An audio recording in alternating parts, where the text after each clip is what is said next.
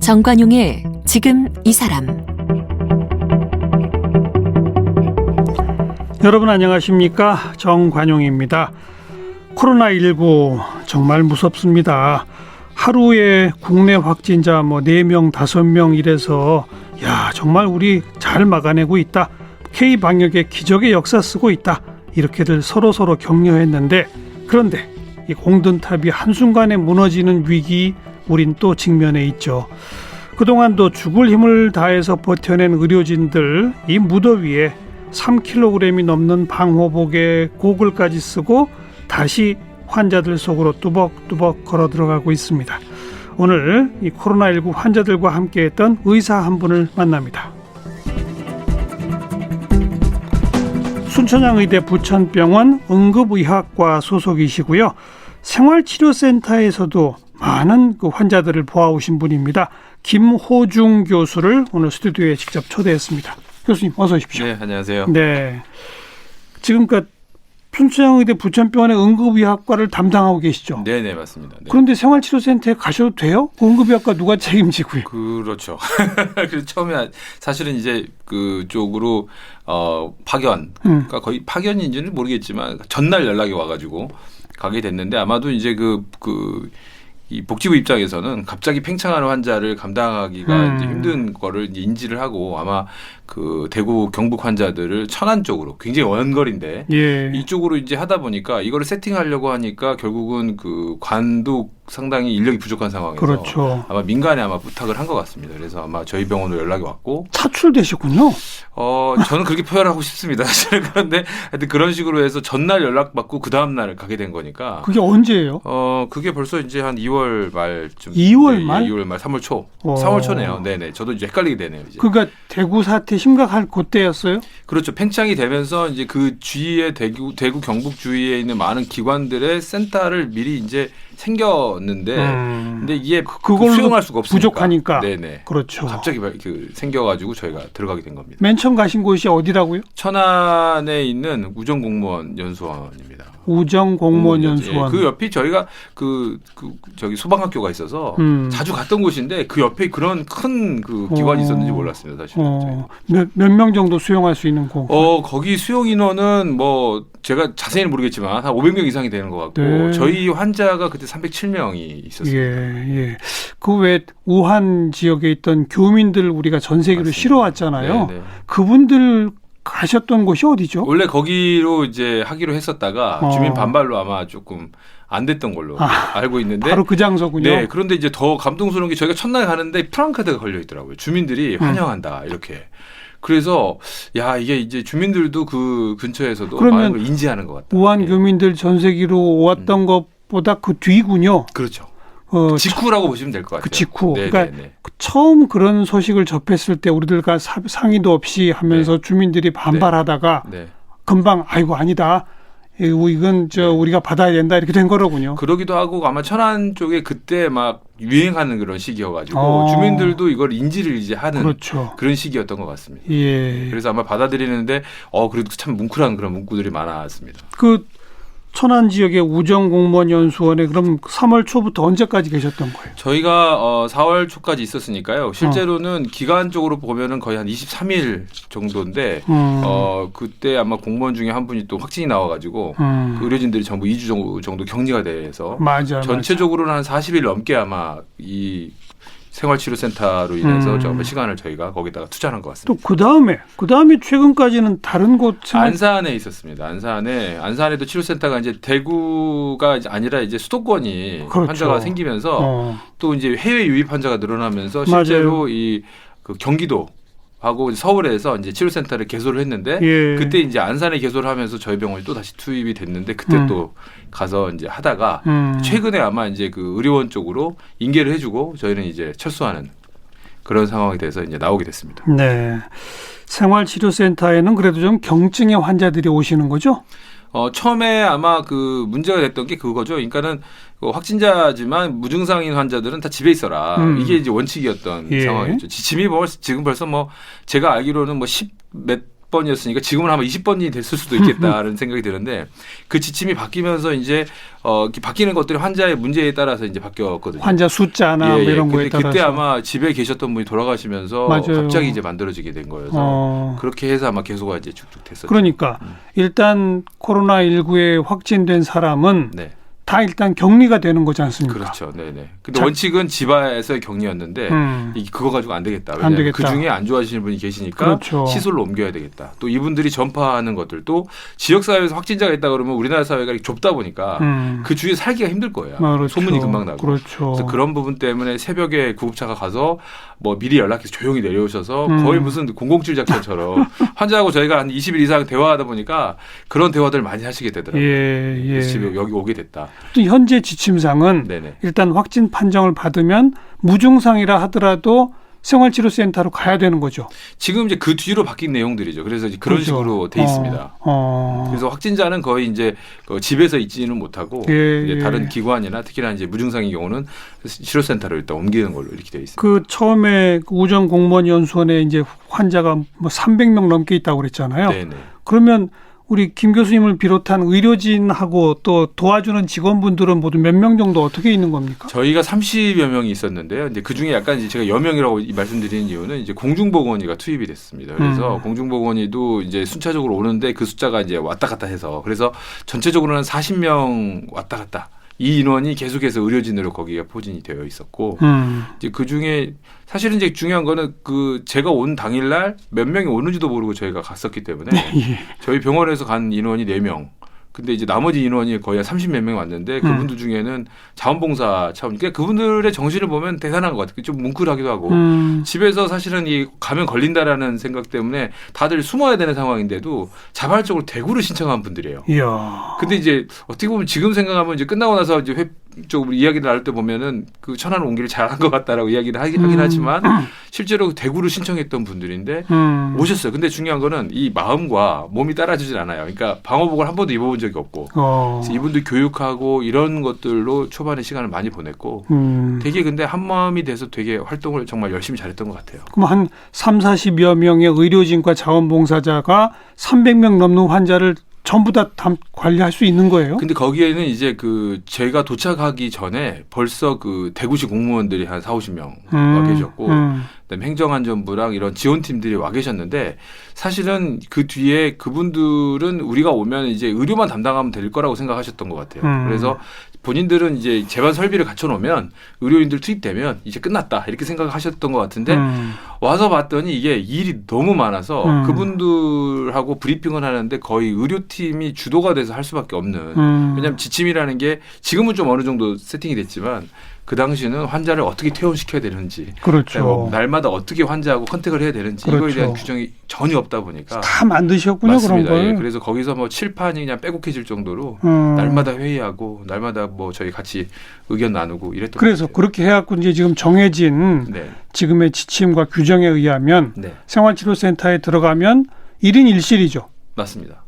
그런데 이제 간혹 요청하신 분들이 계세요. 특히나 뭐 어린아이가 있을 그렇죠. 때 엄마가 있거나. 그렇죠. 그러니까 그런 그 변수가 전혀 고려가 되어 있지 않다가 아마 생활치료센터 3월달, 4월달 겪으면서 지금 만들어진 지침들이 그때의 그 우여곡절 끝에 만들어진 지침들이 지금 이제 되어 있습니다. 그분들은 그냥 그 시설에 계신 동안 내내 그 방 안에만 있어야 되는 거죠. 원칙이 그렇습니다.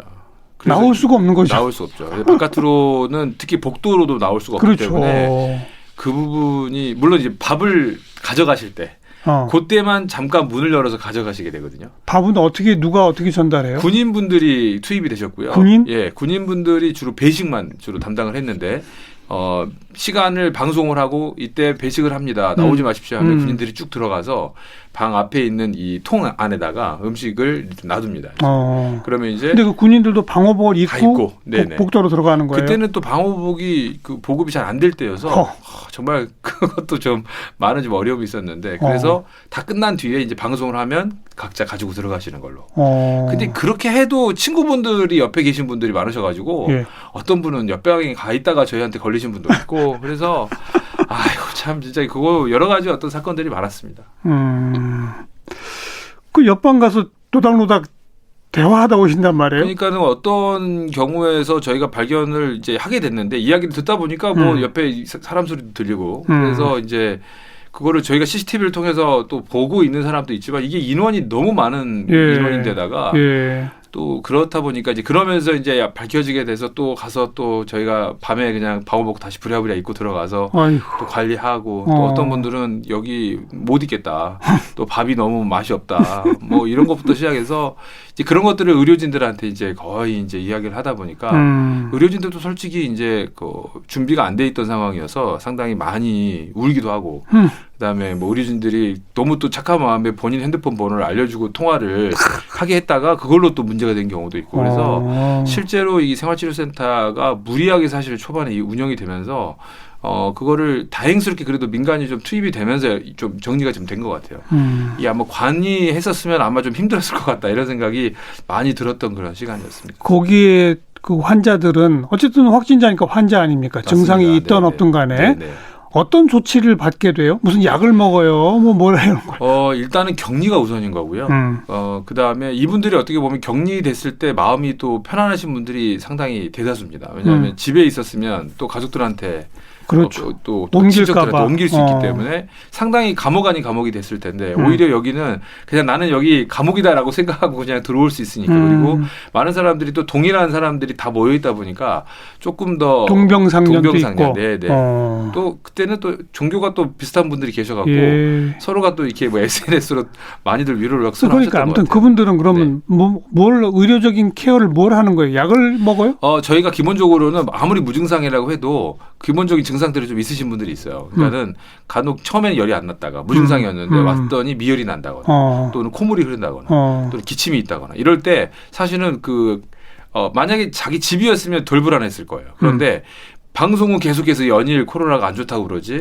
근데 이 증상 없다고 했는데 갑자기 증상이 또 없던 증상이 생기지. 이러니까는 불안해지잖아요. 그러면서 본인이 원래 알았던 질환임에도 불구하고 또 이걸 쉽게 넘어갔던 증상임에도 불구하고 굉장히 심각하게 생각하시는 분들이 많아서 그분들한테 저희가 약을 공급을 하고. 그냥 그건 대증요법이군요. 그렇죠. 대증요법. 해열제라든지 네네. 뭐 이런 거. 아까 또 말씀드렸던 것처럼 갑자기 불려왔잖아요. 그러다 보니까 뭐 어떤 분은 고혈압약을 하나도 챙겨오지 못하시고 또 어떤 분은 지금 뭐 이 시험관하기를 시술을 준비하고 있다가 며칠 동안 약을 드셔야 되는 거예요. 특수한 약을. 근데 그 약을 아무것도 가져오지 않으신 거예요. 근데 이거를 막상 천안까지 대구에서 가져올 사람도 없고 그다음에 그거를 반입해서 들어올 수도 없기 때문에 그러한 특수한 약들을 저희가 또 처방을 해서 줘야 되는 그런 것들을 저희가 감당을 했죠. 또 심리적으로 또 굉장히 불안해하시기 때문에 정신과적 상담도 필요할 것 같아요. 몹시 부족했는데 사실 이제 뭐 그때는 여력이 뭐 잘 안 되셔가지고 국립정신병원 근처나 이런 쪽에서 오시긴 하셨지만 실제로는 저희 의료진들 간호 인력들이 정말 헌신적으로 하루에 뭐 일단 원칙은 3번인데 그 이상으로도 연락을 취하고 해서 이렇게 위로하고 했던 것 같아요. 원칙 3번이라는 거는 어떻게 하는 거예요? 아침에 한 번, 점심에 한 번, 저녁에 한 번 무조건 연락을 취하는 걸로. 그러니까 찾아가요? 어떻게 해요? 찾아가는 거는 증상이 있거나 특별한 경우고요. 일단 300명이 넘다 보니까 일단 전화로. 국내 전화, 내부 전화로. 근데 사람 전화 받으시는 걸 그렇게 좋아하시더라고요. 당연하죠. 하루 종일 혼자 그냥 가만히 있는데. 아유 정말 감동스러운 부분이었습니다. 막 전화하면 울고 그래요? 네네. 그래서 심리치료라는 것이 이렇게 중요한 거구나라는 걸 저도 좀 많이 느끼게 됐던 그런 시간이었습니다. 하루에 3번 그렇게 뭐 증상 없으신가요? 확인하고. 네네. 혈압과 체온은 또 그때 또 전화하면서 다시 측정을 하고. 그럼 본인이 직접 혈압과 체온은 자기가 재는 거예요? 맞습니다. 처음에 이제 저희가 지급을 해주더라고요. 그래서 이제 해줬는데 장비가 별로 이렇게 시원찮아 가지고 계속 여러 번 바뀌긴 했었어요. 그래서 그거를 본인이 측정을 해서 또 이제 우리한테 알려주는데 그거를 또 어쩔 때는 너무 보이는 걸로 해서 핸드폰으로 그렇게 확인하기도 하고 그런 식으로 저희가 또 계속 관리를 했죠. 자, 그래도 경증이나 무증상으로 오셨다가 막 중증이 되시는 분도 있었나요?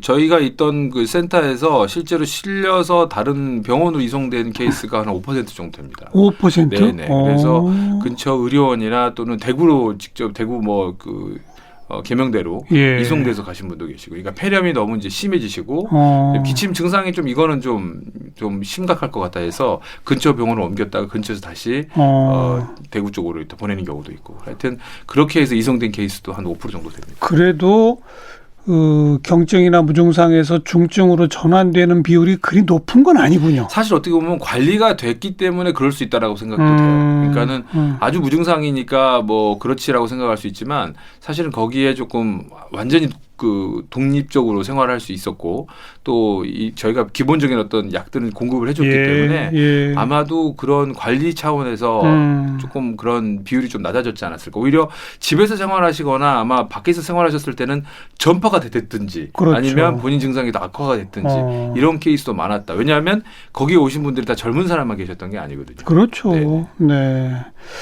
그러다가 한 보름쯤 지나면 없어져요? 음성으로 바뀌어요? 지금 지침이 지금 아마 또 양성이 됨에도 불구하고 10일이 지나면 그냥 퇴원을 시킵니다. 그게 전파력이 없어진다는 거 아니에요? 그런데 이제 그게 어떤 그 유럽의 논문 하나가 근거가 된 건데, 사실은 굉장히 위험한 발상일 수도 있습니다. 사실은. 왜냐하면 저희가 그 초반에 저희가 생활치료센터에서 우리가 드라이브 스루라고 해서 국가가 어마어마하게 광고를 했던 게 있는데, 이 입하고 코에서만 검사를 하죠. 주로 차 안에 있으면서. 그렇습니다. 근데 실제로 가래 검사에서 이 양성이 나오는 경우가 너무 많아서 실제로 2주 안에 퇴원을 못 시키는 비율이 40%가 됐습니다. 그러니까 입하고 목에서는 안 나오는데, 네네, 음성인데 가래 검사에서 양성이 나오죠. 그러니까 그거를 이제 감염내과나 이제 미생물학 쪽에서는 그게 아마 죽은 바이러스의 어떤 흔적이다라고는 하지만 솔직히 그분들 중에 또 증상 발현이 되신 분도 있고, 그러다 보니까 솔직히 이제 지금은 물론 그걸 배양을 했더니 이제 배양이 더 이상 안 됐다, 시간이 지나고 나면. 바이러스에 대한 거지. 근데 그거는 조금 더 면밀히 조금 검토를 해볼 필요가 있겠다는 생각도. 그런데 배양까지 안 될 정도면 전파력은 없는 거 아닌가요? 그렇게 봐야 됩니다. 그런데 그렇죠? 실제로 환자분들의 증상 자체가 남아있거나 이럴 때는 양성으로 계속 나올 땐 저희가 그 당시만 해도 퇴원시키기에는 상당히 어려운 부분이 있었죠. 참 그 기준 하나하나 만들어가는 과정도 복잡하네요. 맞습니다. 자, 뭐 지금까지 주로 생활치료센터 얘기를 했는데, 그나마 여기는 좀 경증이고 뭐 이런 분들 아닙니까? 네네네. 근데 지금 병원의 응급 의학과도 지금 맡고 계시잖아요. 네네. 응급의학과로도 코로나 응급 환자들이 오나요? 많이 오죠. 많이 와요? 네네. 일단은 오시면은 미리 알고 오시는 분들, 무슨 개인 병원이나 아니면 어디 보건소나 선별진료소에서 밝혀지신 분들은 바로 이제 응급실 옆에 있는 엘리베이터를 통해서 그냥 지정된 병실로 올라가게 되지만, 그렇지 않고 예를 들어서 뭐 폐에 뭐 원래 질환이 갖고 있거나 만성 질환이 있으신 분들, 또는 뭐 요양원이나 이런 데서 이제 이송해 오셨다가 거기서 진료 과정 중에 확진이 되신 분들, 이런 분들이 꽤 있습니다. 그렇게 되면 어떻게 돼요? 그러니까 미리 저희가 이제 측정을 해서 열이나 이런 고위험 환자들은 음압시설이 저희 병원 같은 경우에는 이제 시설치가 돼 있었기 때문에 응급실 그쪽으로, 안에? 네네네. 그래서 그쪽으로 빼서 진료를 하다가 양성이 됐기 때문에 거기만 소독을 하고 이제 끝내는 경우가 있는데, 간혹은 실제로 증상 자체가 미미하고 이런 경우에 양성이 되는 경우도 있습니다. 다행스러운 건 저희 병원은 초기에 그래도 앞에 분류하는 과정 중에서 이렇게 검출이 된다거나 이래서 응급실 전체적으로는 저희가 폐쇄된다거나 이런 경우는 거의 없었는데, 실제로 그런 환자들이 오고 있습니다. 어떤 병원에선가는 응급 환자를 주변에서 돌본 의료진 전원이 감염되기도 했잖아요. 네네네네. 그런 경우 최근에 지금 대학병원들 응급실이 지금 폐쇄가 되고 있죠. 그래서 물론 이제 역학 그 기관에서도 조금 이제 마음을 달리 먹으신 것 같아요. 예전처럼 뭐 2주 격리 뭐 이런 거는 아예 안 하는 것 같고, 아예 하루 정도 그냥 쭉 소독하고, 그 다음에 적어도 3종 마스크부터 시작해서 이렇게 보호복을 착용하신 분들은 일단은 뭐 그 다음 날을 바로 투입한다. 왜냐하면 이제 의료 인력이 계속해서 부족해지면 이것도 또한 문제가 되기 때문에 기준 자체가 조금 변형된 것 같긴 한데, 하여튼 어찌 됐건 응급실이 하루나 이틀만 문을 닫아도 이 지역사회에 미치는 영향이 굉장히 크기 때문에 사실 지금 저희가 굉장히 긴장 상태에서 지금 진료를 좀 하고 있습니다. 그런데 게다가 이제 모르고 왔는데 코로나다. 네. 그러면 이제 그 병원 전체가 폐쇄된 경우도 있었지 않습니까? 맞습니다. 사실 그래서 저희가 좀 오해를 사는 부분도 있어요. 환자분들을 이제 구급차나 이런 데서 못 내리게 하고 저희가 여러 가지 검소를 하고 막 질문을 하고 이러면 환자분들이나 이런 분들이 굉장히 좀 짜증을 내시고 힘들어하시는 분들이 계시거든요. 초반에는 소방 구급대원들도 힘들어했는데 구급대원들이 이제는 좀 저희를 이해하는 것 같아요. 근데 실제로 그렇게 하지 않으면 안에 들어왔을 때 방금 말씀하신 대로 기관이 폐쇄돼 버리는 그러니까요. 이런 문제가 있기 때문에 참 이게 의료진들 특히나 교수들이 현장에서 이거를 분류하기가 제가 무슨 점쟁이도 아니고 그다음에 이 증상 자체가 없는 질환이 많은 게 이 코로나의 특징이다 보니까 상당히 어려움이 지금 많은 그런 단계에 있습니다. 그렇게 해서 코로나 환자이면서 또 증상도 중증이면 네. 그러면 이제 특수 시설이 되어 있는 중환자실로 가는 거죠. 네네. 그러니까 뭐 그런 대형 병원들은 그런 기관이 있기 때문에 그렇고 또 지정돼 있는 병원도 있습니다. 그렇죠. 그래서 이런 지정돼 있는 병원에 음압 병실로 환자를 이송해서 그쪽에서 치료하기도 하고 이렇게 합니다. 그 병실 안에 환자가 있으면 그 환자를 케어하는 의사와 간호사들은 그 공간 안에서는 무조건 중방호복을 입고 있어야 되는 맞습니다. 네네. 그분들을 위해서는 그렇게 있어야 거죠. 됩니다. 그 방호복 무게만 몇 킬로라고요? 무게가 중요한 게 아니고요. 실제로 이제 견딜 수 있을 정도입니다. 무게는. 그런데 이제 중요한 건 저희 그 시설 기관은 상관이 없을 것 같긴 해요. 왜냐하면 에어컨이 좀 돼 있고. 근데 에어컨이 돼 있음에도 불구하고 입고 나서 한 30분 정도 지나면 땀이 이 옷에 이제 묻어 나올 정도니까. 근데 더 문제는 일단 야외에서 그거 하시는 분들은 진짜 지금 너무 힘드실 것 같아요. 구조가 어떻게 생겼어요? 방호복의 그냥 구조가? 통기가 거의 안 된다라고 보시면 되고요. 그냥 그 뭐 저희가 트레이닝복, 땀복 이런 정도, 땀복이 한 2겹에 3겹 정도. 땀으로 거의 뭐 목욕을 한다 이렇게 생각하시면 쉬우실 것 같아요. 게다가 머리도 다 뒤집어 쓰고. 다 뒤집어 쓰고. 그다음에 최근에는 이제 거기 그 중환자 구역에서 일하는 분들은 그 이제 공기가 필터링이 돼야 되기 때문에 등에다가 이렇게 허리에 뭐가 차고 있잖아요. 그런 장비까지 차고 있어야 되기 때문에. 그리고 실제로 그거를 하고 자기 근무 시간 내에 한 듀티 시간 뭐 한 3시간 간격으로 이렇게 한 번씩 교대를 하는 것 같은데 그 시간 내내 거기 있어야 되기 때문에 상당히 힘든 부분이죠. 예. 그 병실 안하고 바깥하고는 의사소통도 뭐 원활하게 잘 안 되니까 그냥 어느 TV 프로그램 보니까 큰 유리 칸막이에다가 막 뭘 쓰고 막 그러더라고요. 최근에는 조금 그래서 이제 전화 시스템 이런 게 많이 이제 갖춰지긴 했고 그런데 아마 초기 개명대 같은 경우는 근데 그건 참 진짜 멋진 모습이었던 것 같아요. 그런 아이디어를 그래도 그 당시에 낸 분들은 참 박수를 받아야 될 분 같다. 사실 저희도 한번 감동을 했습니다. 지금은 그래도 대화나 이런 것들은 통신시설 자체가 기관 내에 다 되어 있기 때문에 그건 좀 원활하게 되는 것 같습니다. 뭐 의사분들도 그렇지만 간호사분들이 특히 힘들다면서요? 그 중환자실 안에서. 예, 우리 간호사분들이 지금도 의사는 사실은 가서 지시를 하고 뭔가 이제 할 수 있고 대신 중환이 생겼을 때 처치할 때는 또 어려움이 있지만 대부분의 환자는 사실 아주 중환으로 그 전환이 되기 전까지는 모두가 간호 인력들이 그러니까요. 많이 투입이 되는데 우리 간호사들 진짜 그 이마에 그 마스크 자국이나 이 고글 자국들이 있는 거 보면 참 진짜 대단하다. 그리고 뭐 피부가 벗겨져 가지고 뭐 이렇게 연고 계속 바르고 있는 친구도 있고 많이 보게 됩니다. 그 정확히 잘 우리가 모르고 있었던 것이 중환자실의 경우 환자 한 명당 간호 인력이 몇 명? 글쎄요, 그거는 제가 굉장히 많이 필요하다고 그러던데요. 네네, 굉장히 많이 필요하고 그래서 지금 중환자실을 그 대학병원이든 이렇게 세팅하기 너무 어려운 게 인력 확보도 그렇고 그거에 맞는 수가가 안 되다 보니까 그래서 중환자실을 사실 많이들 못 두는 이유가 아마 거기에 있는 것 같습니다. 그렇죠. 그러니까 뭐 음압병실이다, 격리병실이다를 만들어도 그걸 담당할 인력 사람이 있어야죠. 맞습니다. 또 중환자실 근무 한 번도 안 해본 간호사를 갑자기 발령된다고 될 수 있는 게 아니잖아요. 네네네. 그래서 아주 특수 직업이기 때문에 경험자들이 계속해서 거기를 지키고 있게끔 하는 분위기가 중요한데 사실 그 부분이 참 안타까운 부분인 것 같고 실제로 이번에 코로나 사태 때도 더더욱이나 그것들이 부각된 것 같습니다. 네, 우리 김 교수께서 직접 맞닥뜨린 뭐 생활치료센터건 아니면 병원에서건 간에 환자들 중에 기억나는 분 이런 분들이 있어요? 혹시? 너무 많은 게 있는데 실제로는 뭐 어떤 그 아버님이신데 너무 우셔가지고 거의 일주일 이상을 근데 저희는 너무 걱정을 했어요. 왜 그렇게 우셨어요? 그러니까 이제 뭐냐면 본인으로 인해서 전파가 됐다 가족들한테. 그리고 가족들이 다 다른 생활치료센터에 다 격리돼서 그리고 그걸로 인해서 집이 지금 뭐 생산력이 아무것도 없게 됐고 나가도 지금 문제고. 그래서 이제 그것 때문에 너무 우셔서 저희가 뭐 그 어떻게 진짜 위로를 해드려야 될지 몰라서 고민했던 적도 있고 어떤 고등학생은 친구한테만 이야기를 한 거예요. 이런 상황이 됐다.